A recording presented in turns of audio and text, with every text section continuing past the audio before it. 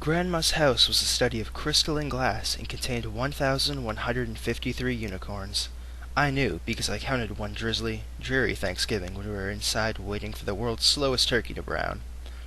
Horned beasts of crystal, glass, china, and wood. She called them her babies and treasured them more than her dwindling life savings. Dwindling mainly due to her unicorn habit.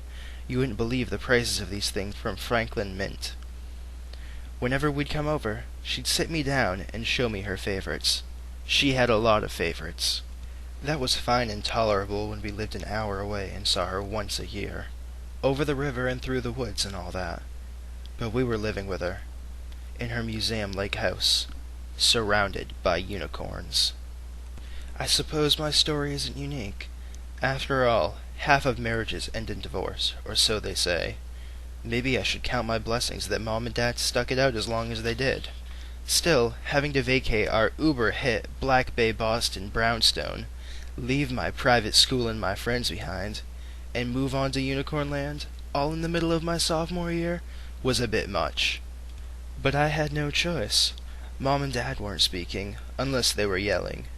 Neither one could afford the mortgage on brownstone, so they smacked down a for sale sign and split. Dad to a smaller apartment down the street, and Mom, me, and my 8-year-old sister Emily to New Hampshire. To grandmother's house we go. I can't even begin to tell you how painful that last day at my old school was. Saying goodbye to all of my beloved teachers, promising my friends that I am in text at every possible second, cleaning out my locker and tearing down the My Chemical Romance poster I'd stuck on the inside door on the first day of school. I'd been so full of hope and dreams for the year back then. I was going to join the art club, write for the school paper, and of course make Ashley's older brother, David Silverman, my boyfriend. Okay, that last one was a long shot, but you couldn't blame a girl for being goal-oriented, could you? It was going to be the best school year ever. Now, 4 months later, it was gearing up to be the worst. "Maddie, you'd better get down here or you'll miss the bus," Grandma called from downstairs, bringing me back to my hellish reality, aka my first day at Hannah Dustin High School. There were prisoners on death row more excited about their pending visit with the electric chair than I was about my enrollment. I mean, hello. First off, there was a bus. An actual bus to take me from my middle-of-nowhere grandma's house to my still middle-of-nowhere school. Back home, I always walked. Met my friends at Dunkin' Donuts for French crullers and coffee, and then giggled and gossiped all the way to the campus of Boston Academy. Now, I'd actually have to board a smelly, fume-filled, environment-destroying bus to get to school. At least I was getting my license in a few weeks, or when I turned 16. Though my chances of getting Grandma to lend me the car were slim to none. My cell buzzed, scattering all thoughts of transportation. I glanced down at the text. From Caitlin. "Good luck on your first day." I smiled, feeling a bit better. At least I still had my friends. Sure, they were further away from me now, but they still cared. I punched in Caitlin's number. "Hey girl," I said into the phone after she answered. "Oh, hey Mads, how's it going? How are the burbs? They arrest you for not wearing Gap yet? Turn your mom into a Stepford wife?" Caitlin had a way of at least asking 4 questions in the middle of the same breath, making it impossible to answer any one of them. "Hardy har har," I replied. "You are too funny." "Whatever, at least I'm not funny looking." "Haven't looked in the mirror lately, have you?" I asked with mock sympathy. "I'm looking now, baby, and I'm looking fine. Damn fine."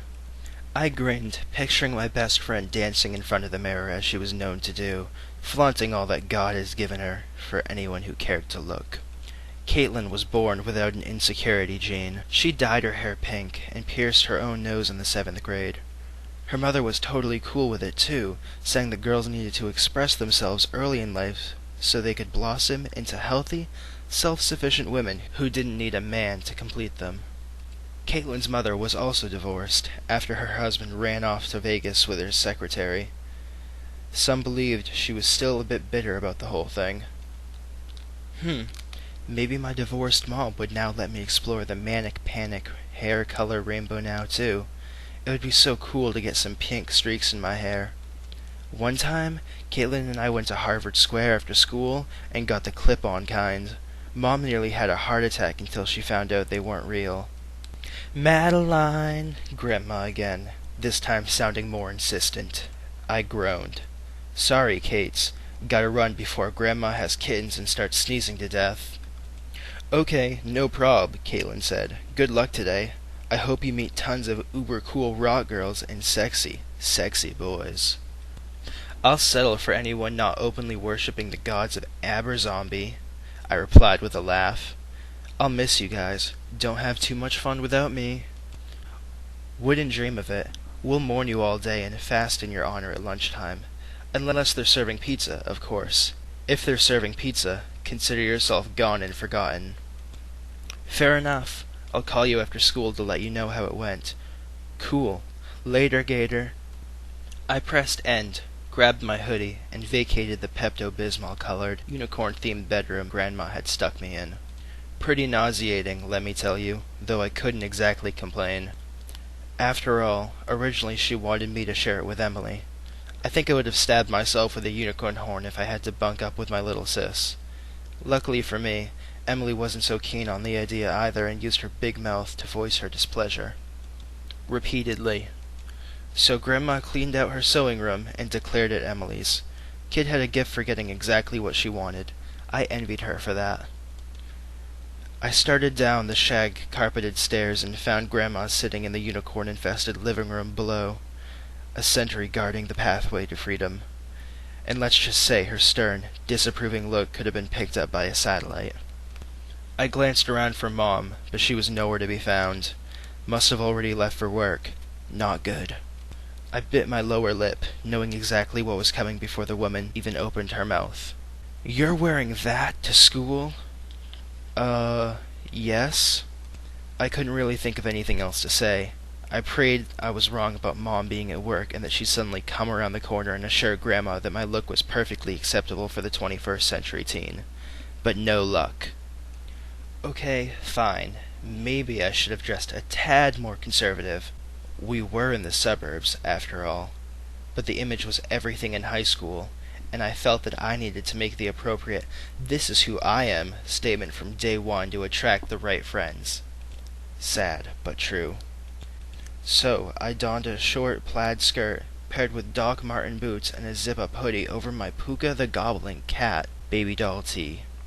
It said, gothy, but appropriate, at least to me.